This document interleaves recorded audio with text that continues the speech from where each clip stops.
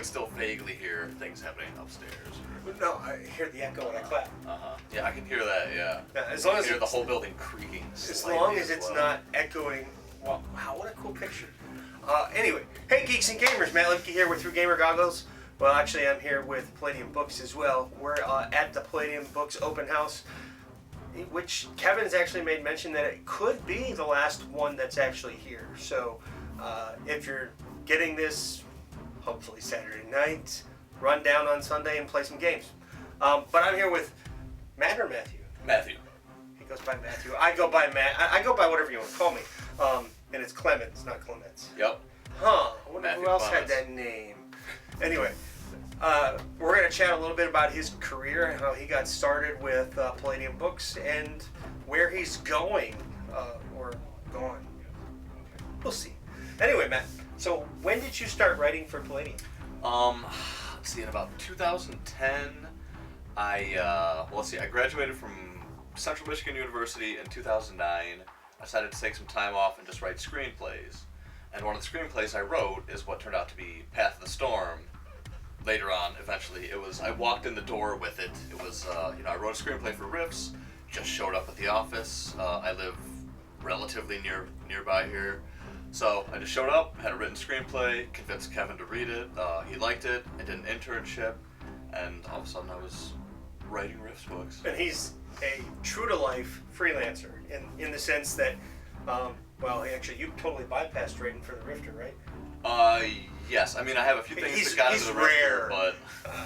I want to write, and they just told me to keep submitting stuff to the Rifter, so hopefully before Origins, I'll have something submitted to the Rifter for you guys. So other than Path of the Storm, what have you done for the first thing I wrote was, it was for the new Vampire Kingdoms Revised. I did just a few bits and pieces of that. And then for the Vampire Source Book, I wrote, what did they turn into? The Vampire Intelligence Organization that was in there. I wrote them and helped edit the book. And then Black Market, Northern Gun 1, Northern Gun 2. I wrote, I think, about half of Endless Dead. I wrote Fear the Reaper, Graveyard Earth. I always forget at least one. Did a bunch of editing on Byzantium. I edit most of the things that come through here when I'm in the office. So. And are there any current Palladium projects you're working on that you're allowed to talk about? Until you said the last part, nothing that I think I'm allowed to talk about at the moment. There's a bit of preview material floating around the office, but... There is a lot of cool material floating around this office, so if you can go ninja and sneak around, you're in good luck. A few bits and pieces for the Coalition, for various projects that have been... A few of those have been announced, I believe.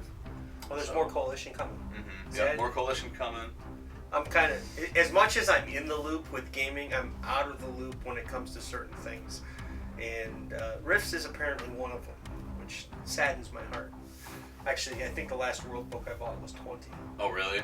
So it's been a while. Yeah, there's a few. We pretty much stopped playing in 2002, and I've been trying to rebuild a Rifts group. So if you live in Canton, Ohio, I'm looking for a new group, or to start a new group. And I really don't want to tell the story, even though I'll probably end up telling the story. So what is your favorite, and it doesn't have to be yours, okay, piece of Rifts? There's so much. That's a toughie. Let's stick with traditional Rifts universe, and then we can move into the other universes. Okay. I've always loved Atlantis because it's so just unbelievably far out. I like this guy. And it blends, technology with magic and just really disgusting bio-wizardry and things like that. But I'm a tech guy at heart. I really am. So I love the Coalition. I love their stuff. I had a ball writing the 2 Northern Gun books and just trying to not power creep, trying to really get into the spirit of Northern Gun and make these dependable, sometimes clunky,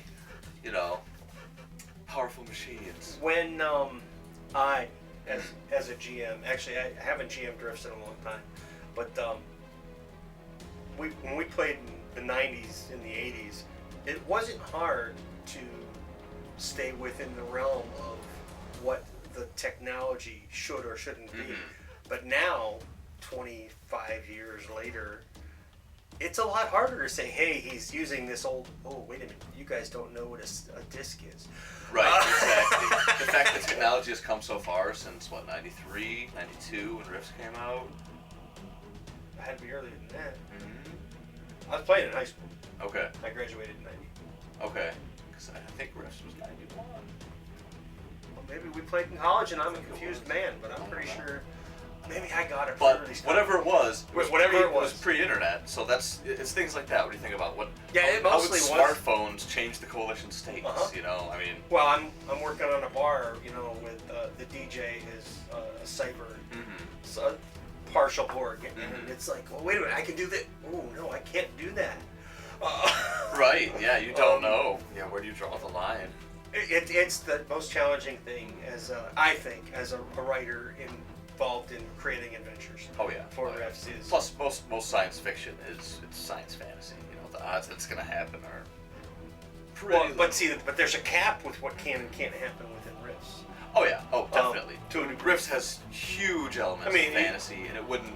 You know, no one would deny it. There's always the power of a dimensional portal that can kind of trump things to a degree. Right. To a degree. So, you being an Atlantis fan, that was actually one of my favorite books when I was playing Heaven. Atlantis is amazing. That I actually really liked the first. Well, when I was playing, it was the only Coalition war book. And now I understand there's like 4. There's a couple kind of it's a theme. But yeah, CS War Campaign is another amazing book. Yeah, and I really don't know too much about it. But that's going to change because the story I'm currently working on, or the game I'm working on, is in that time frame. So Okay. I'll be grabbing post campaign of Unity. I think it's going to be during. Okay. I think it's going to be during. I don't know. There's a lot there that's still rolling around in my head, and I just needed to learn more about the whole Rift universe. But yeah, I really like the whole idea of Tattoo Men a lot. And then I realized how fragile they were. I run in with my. Hey, that was email. I run in with my mega damage sword and die, which I died a lot because I played that one. Back then, it was not about character development. It was about the role of character. Yeah, I've learned a lot since then. Playing like it's an arcade game. So what about, have you done any writing for the Palladium universe? Byzantium was my first real... I still call it Palladium. Oh, no, it is Palladium, but Byzantium was the latest release for Palladium Fantasy. Yes. Yeah, and that was the first time I've ever done any kind of real fantasy writing. And obviously, Glenn wrote the majority of that, and then I added stuff, Kevin added stuff, edited, a ton of editing. But, so how was that a different challenge for you? Obviously well, as a sci-fi guy who leans on technology, there's little of that. But at the same time, is there? Byzantium has incredible shipyards. They have magic that is used like technology. They make stone ships, things of that nature. So technology, or at least like the way you kind of live your life, it still plays an element in there. And it's fun to think about for me, like the nitty-gritty details. You know, it's really easy to do the swords and sorcery and the big strokes and like the mythology and things like that, but the little bits of how people live their lives and kind of imagining a world that works and functions and yet still has magic and ogre problems, you know, and prejudice against elves and dwarves and things like that you're not going to run into in our world. But at the same time, you have to think of it as a real place where real people live. Yes. In other words, what does it mean to be a half-elf raised by a human? Amen. And, obviously, Game of Thrones is a fine little class in... I haven't watched any of it. Oh, really? Well, I highly recommend it, but... The day is coming. The day is coming. But how to layer realism over your fantasy and just make it all feel so much more authentic. That's key. I think that's a key as to what he said. Layer. And this is true for any GM, because as a GM, technically it's your story. I'm the style of GM who I kind of let the players help tell the story because I let them do what they want to do. But it's your job to paint the scene and to layer different things over it. I have a really good GM for our D&D game that we play. He is so good at letting the players take the reins and he starts with a beginning point and an end game. Okay. And then he just he kind of goes like this. He goes, okay, here's the tree trunk, and it unfolds into a tree. And this character has like 35 paths over here and 35. Right. And somehow he brings them all back to the end. And that, to me, is superior storytelling. Yes. And you can't do it without layers. No, and that's the beauty of RPGs is that, as long as your game master's willing to play ball, it can be an unlimited sandbox where you can go anywhere and do anything. You can end up in a very different place than what was planned, or it can be an on-rails experience where everything's very highly curated and you're led down a path. Which is, which is more so like video games in this day. And it's rough. But they're rough for me. Right, but they're improving swiftly. Well, yeah, you're seeing more. Every year they can do more things that until now have only been in the world. You needed an imagination to be able to do. Right. Well, I think as a whole too, within the industry, more companies are going to that sandbox style of book. They're going to that book that says, okay, here is here's A to Z, universe. but there is no ABC to get there, and here is your kind of thing. And I think that's really popular because you can outline and do what you want to do or whatever. But man, if we get off track. So that was. What about? Did you do any? Did it actually come out? The Marine book just came out for Robotech, or is it not yet out? I don't think it is yet. It hasn't I made think it the out. preview just came out. I think that's what you've probably seen. I talked to Kevin at Gen Con about the Robotech book, so I don't know where all that went, but so did you do any writing in that? No, I've done editing for Really? Robotech, and that's it. A 'Cause the thing techie is- guy? Yes, but the thing is, I didn't grow up with Robotech, so that's all. It's all new to me, only over the last couple of years, and I don't have the same instincts for it. I don't know offhand what's right and what's wrong. I'd have to do a lot of studying and reading again. I mean, I used to watch a lot of Robotech. It was like come home from high school, watch Robotech. Before I went to school, watch Robotech. That was the way it was. Right. Yeah. But yeah, I'd have a hard time. So nothing you're not allowed to talk about. And you are no longer in office, you mentioned. Yes, not at the moment. What I'm doing is I'm trying to finish a novel of mine that I have going. Yeah, I'm basically on sabbatical. Yeah, so I'm desperately trying to get that book done. And when is your novel deadline?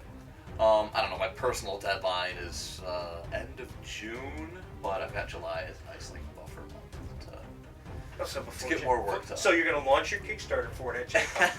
I'd really like to have it done by Gen Con and be polishing it up and doing just that. So what is your novel about? Is it within the Palladium universe? No, it's not in the Palladium universe. It's totally independent of it. It's my own, project, franchise. It's all sci-fi.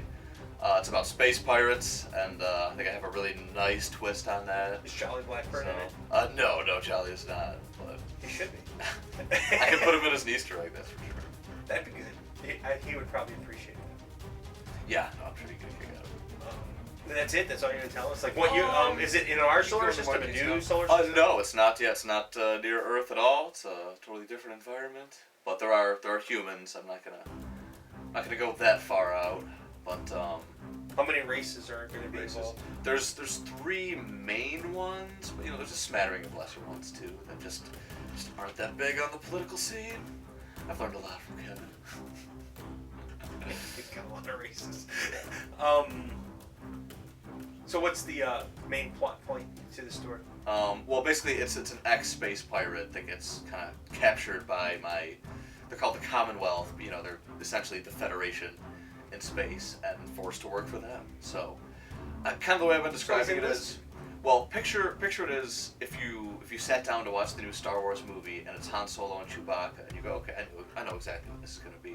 And then you watch Chewbacca die and the Millennium Falcon get blown up and Han Solo gets captured by the rebels and he's forced to work for them. That would be a nice comparison in a world in a universe that people know about. Okay, that's good to know. Which, by the way, they're huge Star Wars fans. Yeah, you pretty much don't mention Star Wars around here because you're going to derail any conversation. Yeah, I won't. Yeah. I mean, but they've got Darth Vader in the hallway at the back of the warehouse. They've got a 6-foot stormtrooper, which, by the way, they're only 5'8". Oh.